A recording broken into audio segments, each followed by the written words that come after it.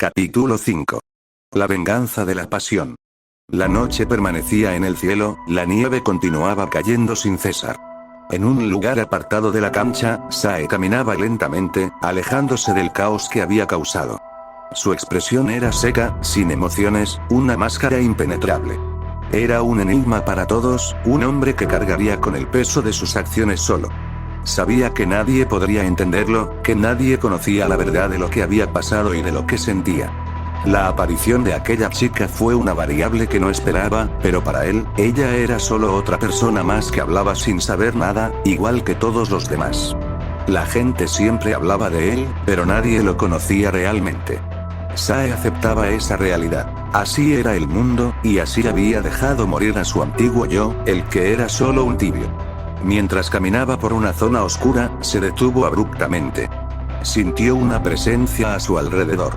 Una voz seria y enigmática resonó detrás de él. «Disculpa, ¿por casualidad eres el mejor jugador de todo Japón?» Sae ladeó la cabeza, sus ojos se movieron hacia un lado. La silueta de la persona continuó. «No, creo que debí haberme confundido. Alguien como tú no puede ser llamado el mejor, en ningún aspecto, futbolístico o intelectual. Eres solo un impostor». La silueta dio unos pasos al frente, revelando a Kaito. Su mirada era penetrante y afilada. Mantenía una mano afuera de su abrigo y la otra adentro, sosteniendo algo.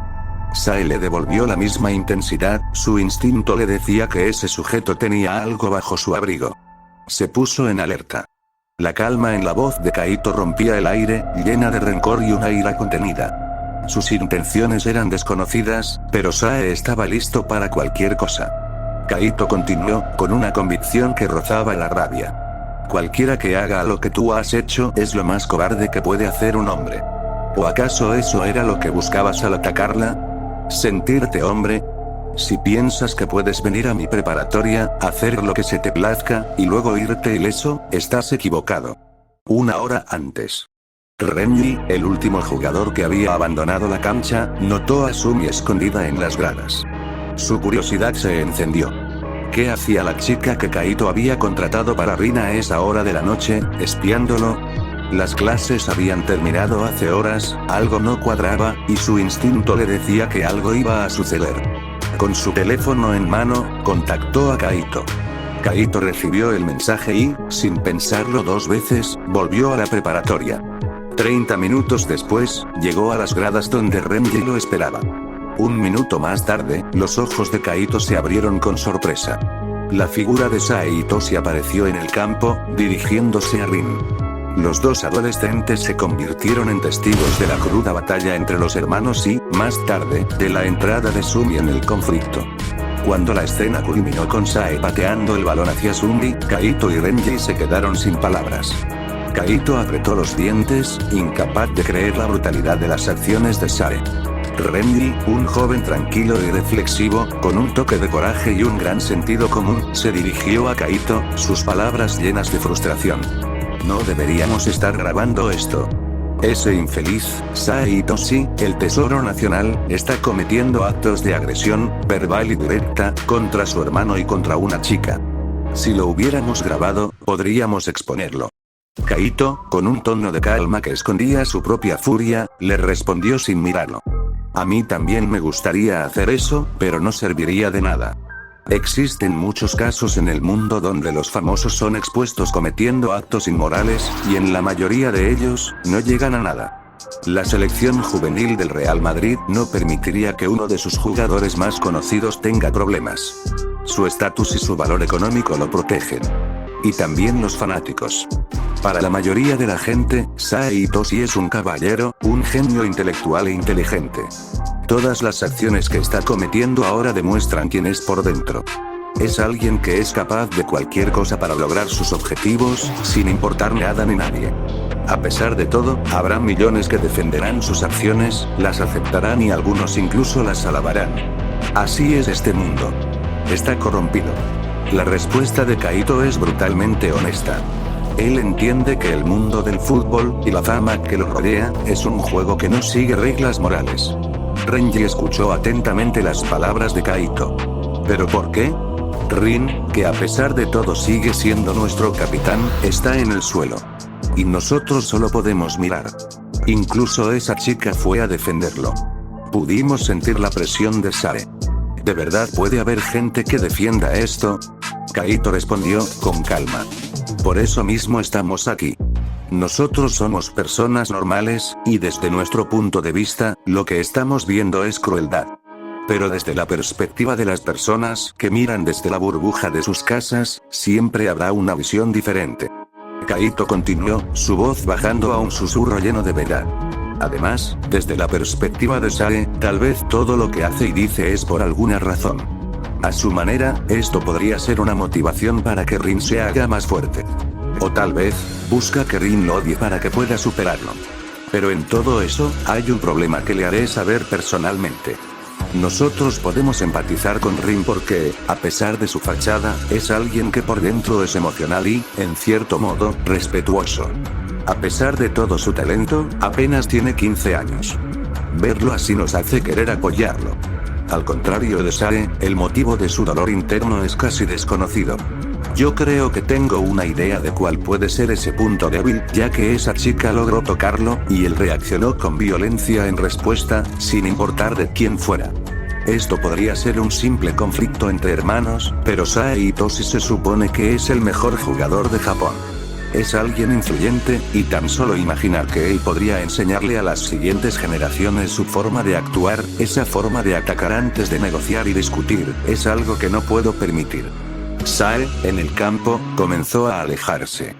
Kaito caminó lentamente para interceptarlo. Renji, que había escuchado todo, lo miró alejarse y preguntó: ¿Estás seguro de lo que vas a hacer? Kaito le respondió con una sonrisa irónica. Sí. Tal vez haga esto porque Sae arruinó el plan que tenía de que Rin se quedara en el equipo. O tal vez lo haga por mí, para liberarme. O tal vez lo hago por Rin, que en ese instante hizo lo que yo deseaba. Se enfrentó al egoísmo de Sae con una pasión genuina que fue su fortaleza. Y el hecho de que perdiera, es mi forma de vengarlo. Kaito, el cerebro detrás de la operación de contratación de Tsunade, se revela como un estratega con un código moral. No actúa por la fama o el beneficio, sino por un sentido de justicia. Él ve a Sae como lo que es: un producto de un sistema corrupto que valora el éxito por encima de la moralidad. Su monólogo no solo explica sus acciones, sino que también establece su propia ideología. La pasión debe prevalecer sobre la frialdad y el cálculo. Su último comentario a Renji, lleno de múltiples motivaciones, muestra que su plan es complejo y personal.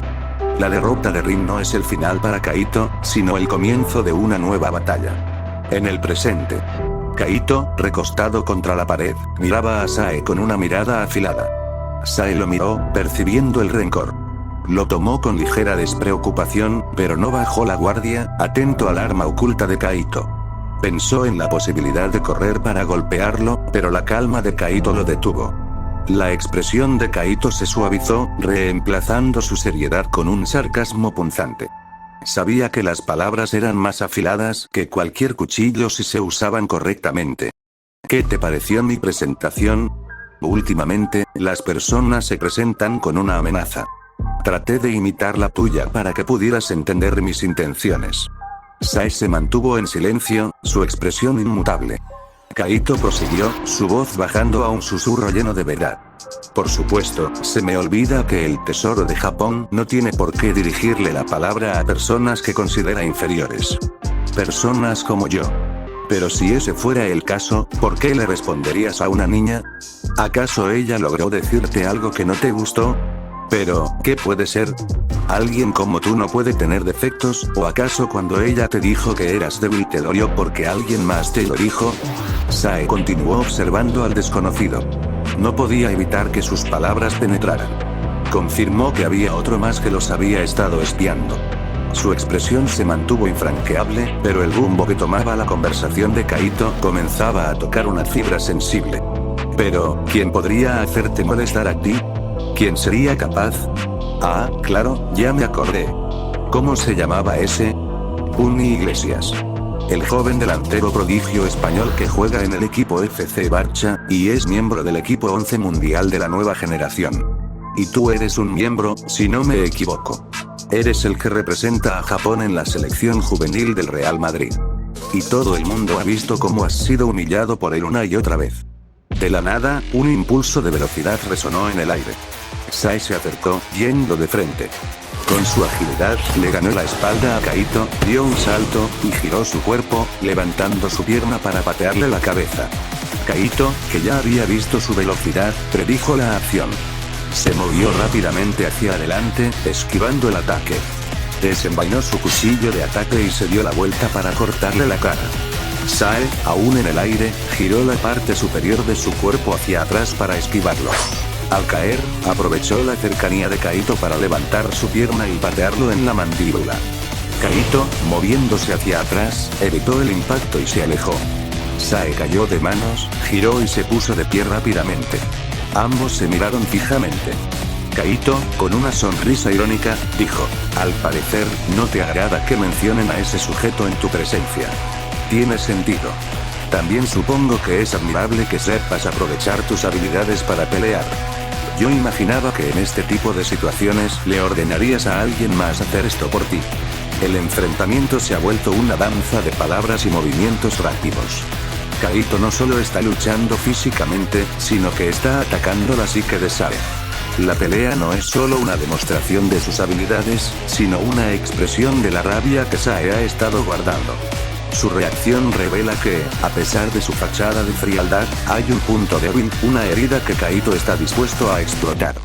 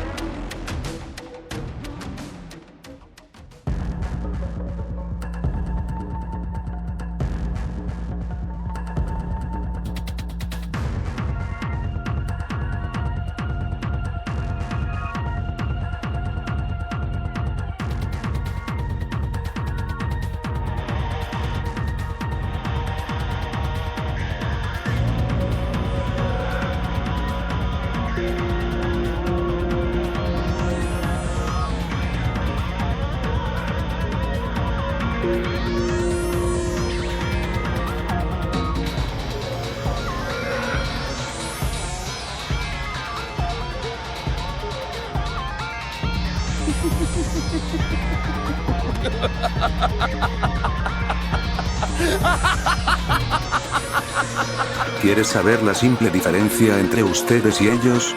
Son personas que saben del dolor y las heridas, pero son capaces de amar y cuidar a sus seres queridos, algo que ninguno de ustedes tiene. Y es algo que ahora posee Rin.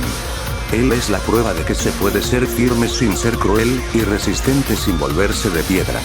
A diferencia de ustedes, tanto tú como Iglesias, comparten la misma mirada. Esa mirada muerta, la misma que poseía Migmon en sus últimos días de vida. Y al final, todos ustedes terminarán igual que él, por sus acciones y decisiones. Cuando lo tengan todo y sientan que perdieron lo más importante, se terminarán autodestruyendo, como lo han estado haciendo desde siempre. El mensaje es claro. Sae, a pesar de su talento, está en el mismo camino. No puede amar ni ser amado. Ha cortado los lazos con la única persona que le importaba, su hermano, por una ambición que lo dejará vacío por dentro. La venganza de Kaito no es para humillar a Sae, sino para mostrarle la verdad que él no puede ver, que el verdadero valor no está en la gloria o el éxito, sino en la conexión humana. Sae frunció más el ceño, su mirada inquebrantable se oscureció. Sin que se diera cuenta, apretó los puños. Su aura lo cubrió con una presión abrumadora. Sentía la necesidad de matar a esa escoria, a ese que lo miraba como si lo conociera. Pero, ¿acaso algo de lo que decía era verdad? No se había sentido así desde aquel entonces. Y de repente, el mundo que lo rodeaba desapareció. Solo estaba él, parado en un vacío oscuro. La voz de alguien sonó en medio de la nada. Tú eres, el japonés, ¿cómo te llamabas? Hitoshi Sae. Yo estoy en tu mismo puesto de la plantilla. ¿Qué haces tan lejos de casa? ¿Qué dices? ¿Serás el mejor delantero del mundo y ganarás la Copa del Mundo? Eso es algo que todos quieren. Pero, ¿qué tienes de especial tú? Por algo debieron reclutarte, ¿no es así? ¿Qué te parece si ponemos eso a prueba en un duelo individual? Para ser la promesa de Japón y estar en este lugar, debes tener lo que se necesita. Sae miró al frente, a la silueta de esa persona, susurrando para sí mismo. Y así fue como todo comenzó. Una y otra vez, traté de vencerlo, pero no lo lograba. Durante años, entrené sin importar que mi cuerpo se desgastara. Todo era con la intención de subir al primer equipo del Real Madrid. Él, que al principio pensé que sería un aliado, se convirtió en un rival, un enemigo. Yo triunfaba como delantero en la cantera, y él se me acercó para darme un golpe de realidad, y destruir mi sueño. Cuando finalmente sentí que estaba superando esa barrera, llegó él, que tenía un desarrollo superior. Nunca pude vencerlo, más de una vez. Sentí que había fallado como delantero. No tenía madera en esta liga. Mi nivel solo era alto en Japón. Y luego, la voz de esa persona volvió a resonar en su mente, diciendo: ¿apostarás tu vida en algo que tal vez ni siquiera se haga realidad? Los japoneses deben ser los masoquistas más grandes del mundo. Pero hacer que los soñadores infantiles se rindan con una sonrisa desagradable es el papel de los adultos. Sae continuó su monólogo interior. En ese instante, frente a Rin, sentí que mi sueño había sido destruido. Quedé incapaz de estar en el gran pilar en el que Rin me había puesto. Yo sabía de primera mano que soy el mejor de Japón, y fui confiado a ganar. Pero luego me di cuenta de que ser el mejor de tu país no es estar a nivel de alguien promedio en el resto del mundo. Si ni siquiera Japón pudo ganar, ¿cómo soy digno de estar en este pilar? Pero aún tenía la esperanza del verdadero genio, Rin. Aún así, cuando regresé, no pude evitar compararlo con los monstruos con los que me había cruzado. Mis expectativas se destruyeron otra vez. Quería hacerle entender a Rin que era inútil tratar de ser como yo. Si yo, el mejor, no pude, ¿por qué Rin tendría que imitar a una basura de buena marca? Y fue en ese momento que decidí actuar como aquellos monstruos, de la misma forma que lo hicieron conmigo, para que Rin entendiera que no debía ser como yo. Sae, en su monólogo interior, escuchó una risa lejana. Giró la cabeza y vio a unos niños jugando en la distancia. Eran una niña de cabello rosa y un niño que le resultaba familiar. La niña corrió hacia él, pasándole por el lado, y el niño, persiguiéndola, chocó directamente contra Sae. El niño cayó al suelo, confundido. Sae lo miró y se dio cuenta de que era Rin de niño. Rin levantó la vista y sus ojos se encontraron. El niño se levantó, y con simpleza le dijo: «Discúlpeme, señor». Y siguió corriendo tras la niña. Sae los vio desaparecer, procesando lo que su propia mente trataba de decirle. Luego, miró al frente y vio una figura conocida con una sonrisa. Su pie estaba sobre un balón. Sae lo miró fijamente. La figura no dijo nada, solo levantó su pierna y disparó con una potencia brutal. El balón fue a gran velocidad, impactando en la cara de Sae. Sae volvió a la realidad. Kaito parado frente a él, con el cuchillo en la mano, mirándolo. La nieve seguía cayendo. En ese instante, Sae vio en Kaito el reflejo de Bunny Iglesias y Leonardo Luna. Sus ojos cambiaron, su aura se volvió asesina. Con un impulso extremo, corrió hacia Kaito. Kaito solo pudo ver lo que había provocado. En lugar de miedo, su rostro mostró satisfacción. Sae lo atacó con una ráfaga de golpes, patadas que querían romper huesos, un combo de ataques brutales a una velocidad increíble. Kaito soltó el cuchillo y comenzó a perder el conocimiento. Sae lo golpeaba, su expresión era fría y afilada. Pensó que a nadie le importaría si lo mataba. Cada golpe aumentaba su intensidad, hasta que le dio golpes en el estigma que lo hicieron escupir grandes cantidades de sangre, que manchaban la nieve. Finalmente, una patada lo mandó contra la pared, dejándolo inconsciente en un estado lamentable. Sae lo miró sin decir nada y se dio la vuelta. Tomó su maleta y caminó hacia la salida. Tenía algo claro: ya no tenía salvación. Haría lo que fuera necesario para aplastar a Bunny Iglesias donde más le doliera, en el campo. Se tomaría el tiempo necesario. Y tal vez, sería lo último que haría. Pero en lo más profundo de su ser, por más ridículo que suene, deseaba que Rin eligiera otro camino con ella. El sueño de Sae no es una simple alucinación, es la manifestación de su remordimiento. La figura de Rin de niño y la niña de cabello rosa representan la inocencia que él ha perdido. El balón que recibe en el rostro es la bofetada final de la realidad, un recordatorio de que él es el monstruo que ellos han creado. La visión de Kaito como Bunny Iglesias y Leonardo Luna es un reflejo de su mente, que ha fusionado a sus rivales en una sola figura a la que debe destruir para mantener su cordura. Su deseo final para Rin demuestra que su afecto por él sigue vivo, pero lo ha enterrado tan profundamente que solo puede expresarlo de la forma más oscura. También sabe que Rin debe odiarlo por todo lo que le dijo, y le hizo, tanto a él como a ella.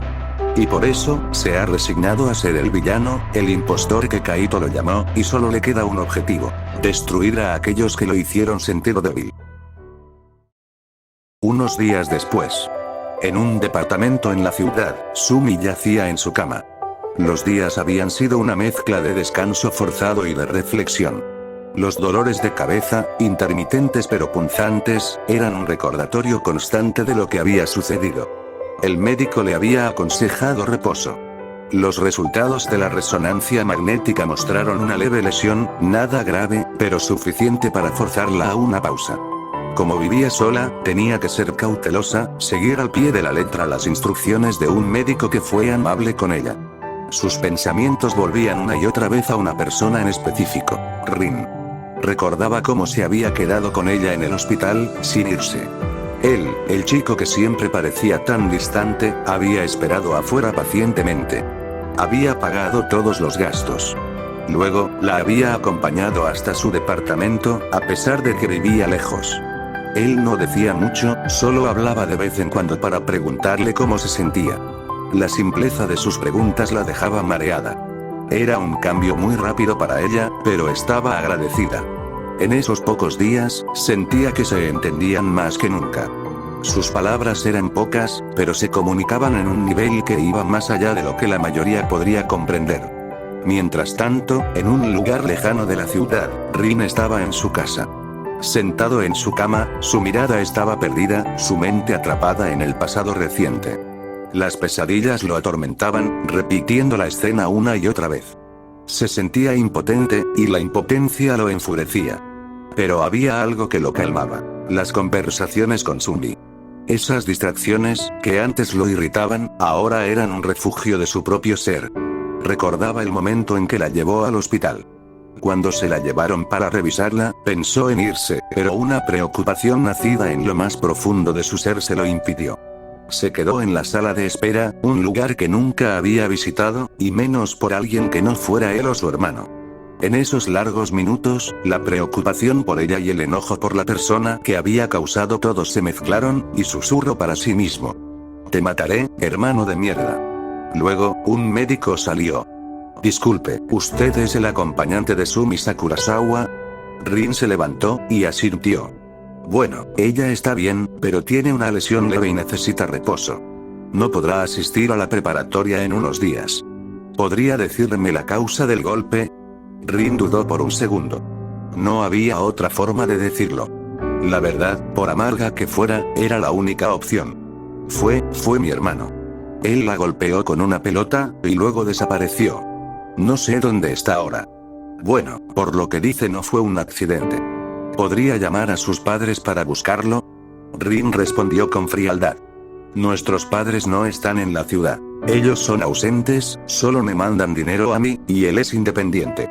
El médico comprendió la situación. Ya entiendo. Como no fue algo grave, si la chica decide no hacer una acusación tendremos que dejarlo pasar. Pero deberán tener más cuidado. Rin asintió, aceptando esa amarga realidad. Pero por dentro, con su enojo contenido, sabía que Sae pagaría por esto. No era una promesa vacía.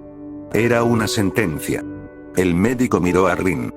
Bueno, de igual manera, la chica dice que sus padres están fuera de la ciudad, por lo que está prácticamente sola. Quería preguntarte si querías hacer algo, pero tanto tú como ella son muy jóvenes. Esta situación es algo complicada y se necesita mucha responsabilidad. ¿Te sientes capacitado para supervisarla? Rin lo miró, su mente procesando la pregunta. ¿Supervisarla? Sí. De una forma en la que puedas ayudar, desde un límite.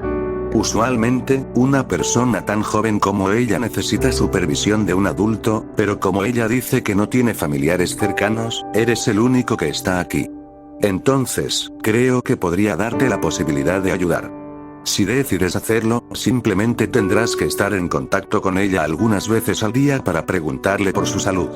Y si necesita algo urgente, tendrás que ir directamente a su dirección. Rin lo escuchó atentamente. Se quedó en silencio por unos segundos. Para él, eso era completamente nuevo. Toda su vida había sido el menor, el que siempre había sido cuidado y protegido por Sae. Pero toda esta situación lo estaba empujando a madurar de una forma abrupta. Aceptó la responsabilidad. Estaba dispuesto a llevar una venganza, y al mismo tiempo, a proteger a alguien que también lo había protegido. Era una verdad que podía ver con claridad. Finalmente, respondió. Está bien, yo me haré cargo. Entiendo. Es bueno escuchar eso. Iré a comunicárselo a ella.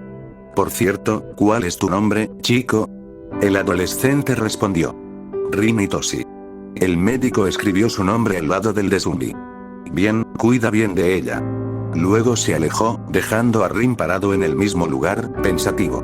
Momentos después, Sumi salió de la revisión. Rin pagó todo, y ambos salieron del hospital. Él pidió un transporte que los llevó directamente al departamento de Sumi. Cuando llegaron a la entrada del edificio, se bajaron. La nieve de la noche seguía cayendo sobre ellos. No se decían mucho. Ambos tenían mucho en qué pensar. Sumi rompió el silencio con un suave susurro. Gracias, por todo. Rin respondió con simpleza. No es nada. Después de unos momentos, él se fue. Rin sabía que se volverían a ver, y que podría regresar cuando ella lo necesitara. Sumi se quedó parada en la entrada. Había muchas cosas que quería decirle, pero podía dejarlas para después. Sabía que, aparte de ella, él también se sentía mal y necesitaba su espacio. Se prometió a sí misma que, cuando el momento fuera el correcto, le pediría que se volvieran a ver. El médico, al ofrecerle la supervisión de Sumi, le ha dado a Rin un nuevo propósito más allá de la venganza. Al aceptar la responsabilidad, Rin da un paso hacia la madurez. Ya no es el niño que busca la aprobación de su hermano, sino un protector. Su acto de pagar el hospital y llevarla a casa, aunque lo hace con su habitual frialdad, es un gesto de cuidado genuino. Él no es nada de Rin, es su forma de decir, estoy aquí para ti. Sumi, por su parte, se da cuenta de que Rin también está sufriendo. Su decisión de darle espacio muestra una madurez emocional que ella ha ganado a través de esta experiencia. Ambos están heridos, pero han encontrado en el otro un refugio inesperado. La nieve, que antes simbolizaba la frialdad del conflicto, ahora los envuelve en un silencio lleno de significado. En la actualidad, Rin, aún en su habitación, permanecía en la cama, su mente un torbellino de pensamientos. Finalmente, se levantó. Sus ojos se posaron en las cosas de su infancia con Sae, tiradas en el suelo, ahora símbolos de una vida que ya no existía. Sabía que necesitaba un nuevo punto de partida. Había pasado los últimos días en un limbo, sin ir a la preparatoria, dedicándose por completo a la reflexión. Llegó a una conclusión para su nueva filosofía futbolística: batalla a muerte. Para Rin, el campo de fútbol ya no era un simple terreno de juego, sino un campo de batalla. Un lugar donde había sufrido, donde había protegido, y donde, al final, había perdido. Era una guerra de sueños y esperanzas. Y ese dolor sería el motor de su deseo de dominar y superar el nivel de Sae. Ese sería solo el primer paso. Mañana, iría a la preparatoria, usaría a sus compañeros para perfeccionar este nuevo estilo, uno que nadie pudiera alcanzar. Su mirada, antes perdida, ahora estaba llena de una determinación fría y cortante, un arma forjada en el dolor de la traición. Mientras tanto, en su departamento, Sumi terminaba su desayuno. Pensó en lo que ella había hecho la noche anterior. Ella pensó que ya era hora de hablar con él, de salir de su encierro y dar el primer paso. Se preguntó cómo podría iniciar la conversación. ¿Podía simplemente llamarlo? Tal vez había otra manera. Podrían hablar de forma casual, en un espacio donde Rin pudiera abrirse a ella de nuevo. Recordó que a Rin le gustaban las cosas de terror psicológico, lo único que le había dicho sobre sus gustos. Sumi pensó seriamente en la idea de una cita. Aunque dudaba, ya que a ella no le gustaban las películas de miedo, se recordó que ya se había enfrentado al miedo en persona. Ella ya no era la misma. Era más fuerte. Tenía la suficiente confianza para usar su voz, para ser ella misma. Con esa idea en mente, se decidió. Buscó en internet y encontró una película que se estrenaría al día siguiente. Sonríe. En su inocencia, imaginó que no sería tan aterradora por el nombre y la imagen. Compró los boletos en línea, y pagó un extra para que fueran entregados en una carta en sus respectivos hogares, una sorpresa para Rin que ella creía que lo haría feliz. Rin estaba terminando de prepararse el desayuno cuando escuchó que tocaban a la puerta.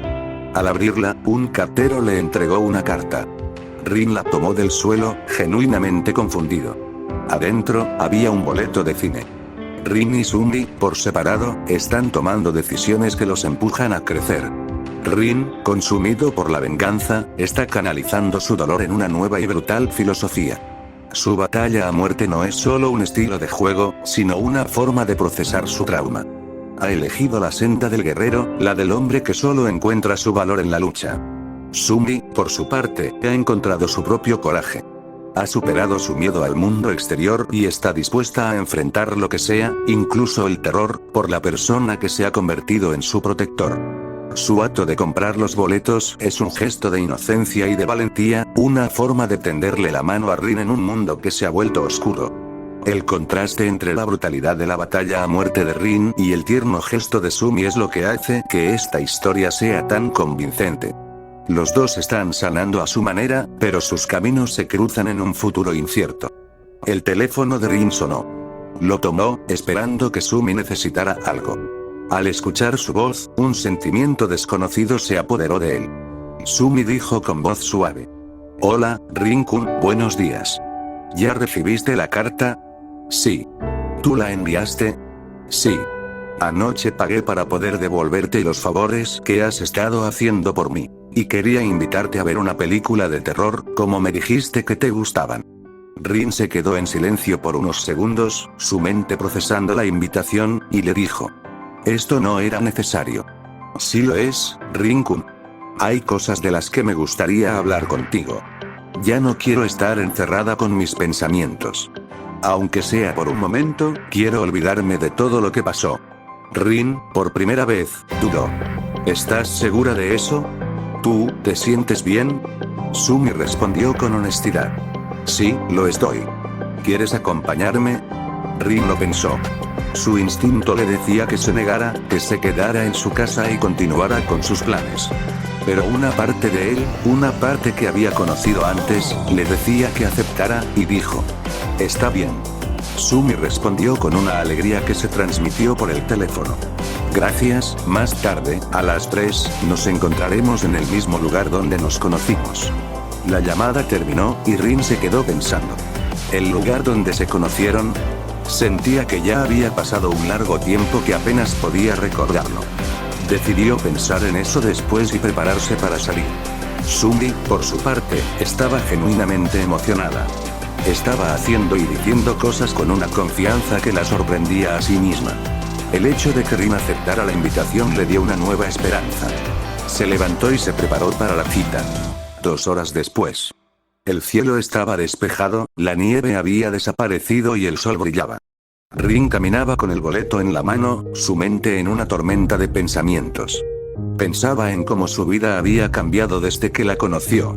Antes, nunca habría aceptado una invitación así, y menos después de todo lo que había pasado. Pero lo estaba haciendo. ¿Por qué?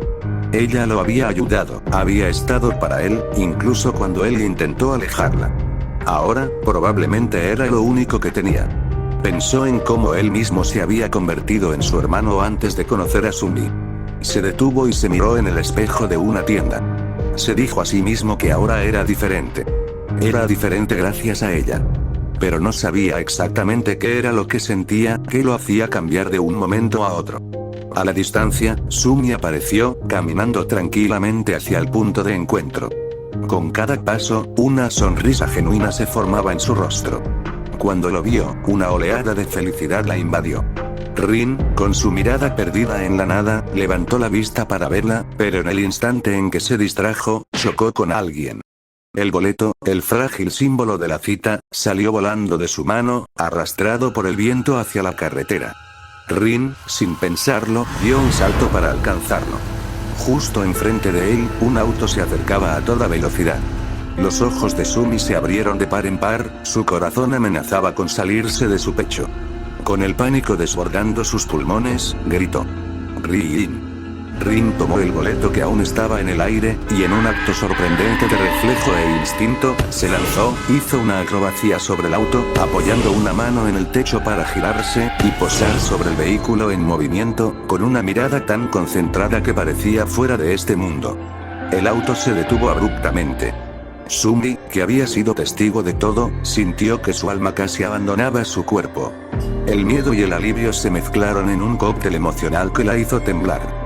Empezó a correr hacia donde estaba Rin, que ya se bajaba del auto para regresar a la acera. De repente, sintió que unos brazos lo rodeaban con fuerza.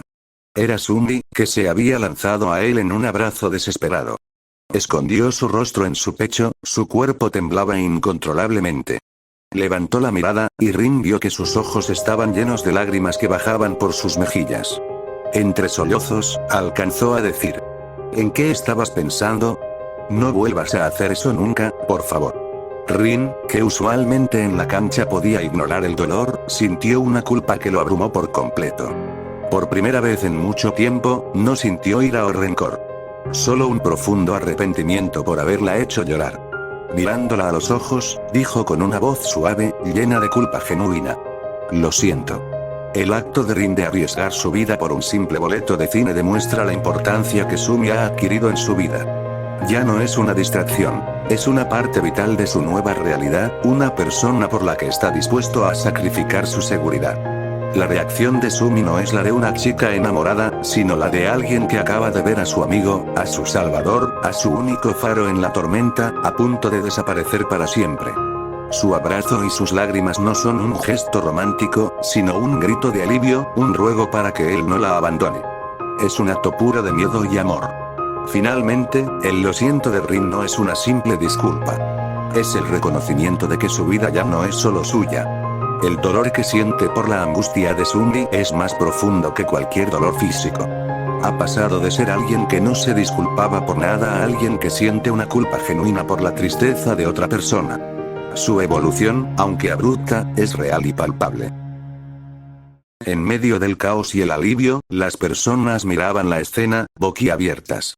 Entre la multitud, dos adolescentes se destacaban. Un joven de cabello blanco, Nagi, y su compañero, Reo, de cabello morado. Reo, con la sorpresa aún pintada en su rostro, se giró hacia su amigo. ¿Viste eso, Nagi? Ese tipo está loco, por poco se mata frente a su novia. Nagi, con su perezosa indiferencia característica, no mostraba signos de asombro. Su atención estaba completamente al suelo, y dijo: mi dulce se cayó. Acostumbrado a la forma de ser de Nagi, Reo soltó un suspiro, con una gota de sudor resbalando por su frente. Claro, eso es lo único que te importa. Nagi recogió su dulce, lo miró con detenimiento, y luego dirigió sus ojos hacia la pareja en el centro de la conmoción, y dijo con simpleza: supongo que yo también haría lo mismo si eso fuera mi teléfono.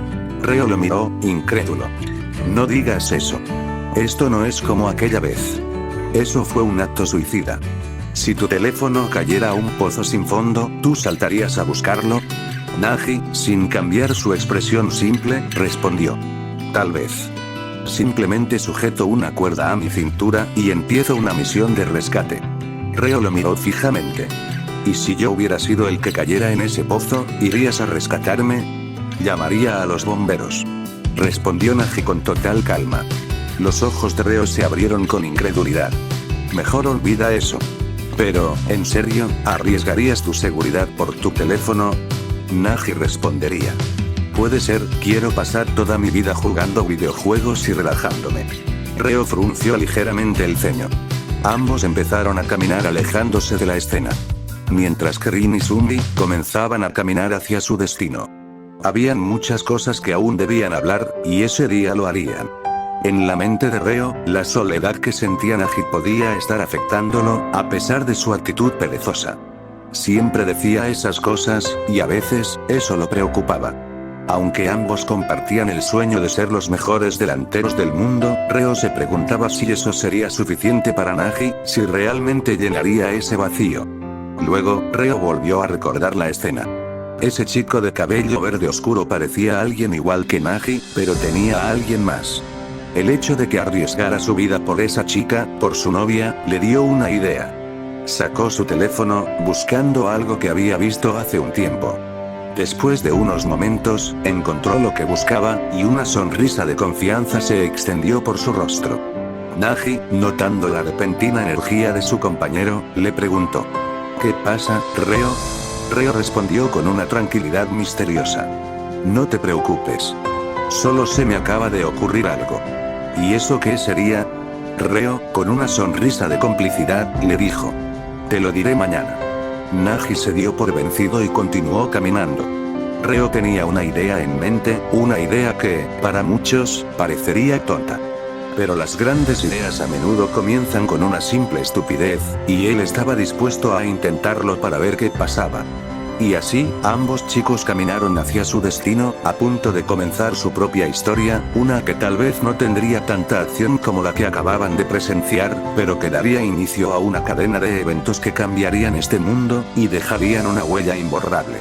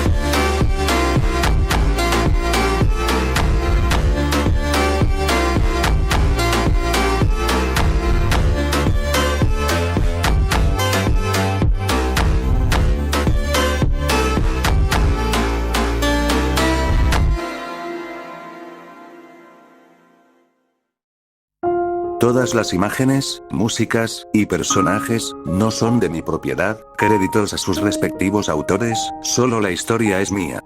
Les mando un agradecimiento a todos los que llegaron hasta aquí, espero que el capítulo fuera de su agrado, y si fue así compártanlo con todos los que les gusten este tipo de historias.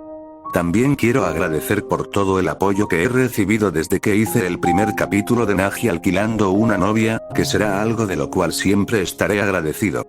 Y si alguno no la ha visto vayan a verla, y descubran cuál fue la gran idea que tuvo Reo. Y bueno, sin nada más que decir, yo soy Mateo Z, y espero verlos pronto, adiós.